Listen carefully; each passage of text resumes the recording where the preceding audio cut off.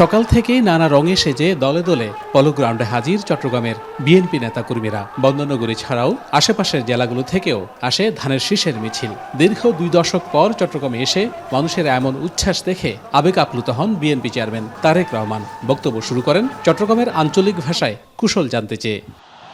অনরা কেন আছেন?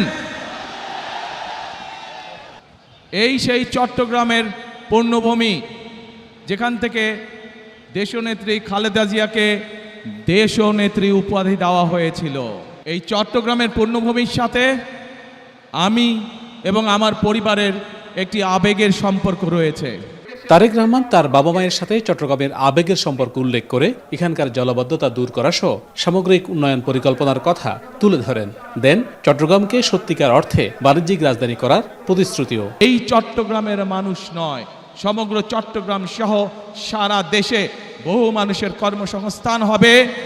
সারা দেশে ব্যবসা বাণিজ্য অনেক চাঙ্গা হবে, যাতে করে মানুষের কর্মসংস্থান হবে, মানুষ চাকরি ব্যবসা বাণিজ্য করে খেতে পারবে। কি সেটি? বাণিজ্যিক রাজধানী।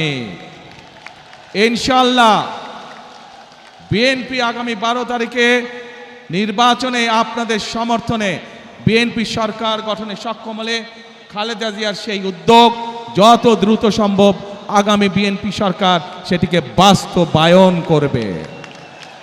তারেক রহমানের বক্তব্যে বারবার উঠে আসে চট্টগ্রামের উন্নয়ন প্রসঙ্গ।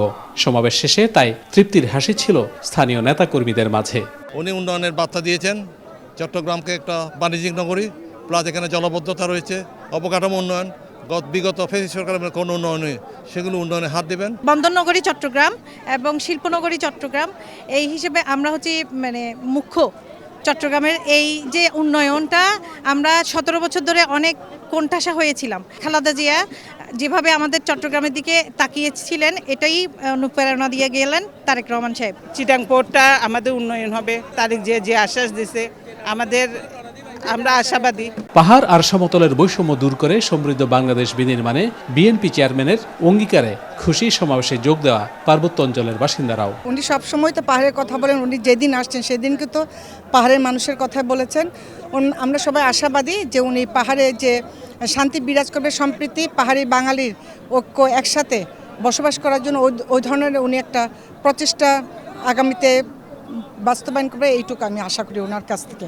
বিএনপি নেতাকর্মীরা মনে করেন বেগম খালেদা জিয়া ঘোষিত বাণিজ্যিক রাজধানী চট্টগ্রামের কার্যকর বাস্তবায়ন তারেক রহমানের নেতৃত্বেই সম্ভব। ত্রয়োদশ জাতীয় সংসদ নির্বাচন উপলক্ষে এই মহাসমাবেশে তারেক রহমান চট্টগ্রামের জলাবদ্ধতা সহ অনেক ইস্যুতে কথা বলেছেন। তবে এখানকার মানুষরা চান আগামী দিনে বিএনপি ক্ষমতায় এলে বৃহত্তর চট্টগ্রামের উন্নয়নে বিএনপি বিশেষ গুরুত্ব দিবে। শাহনাজ রিটন, ওয়ান নিউজ, পলো গ্রাউন্ড, চট্টগ্রাম।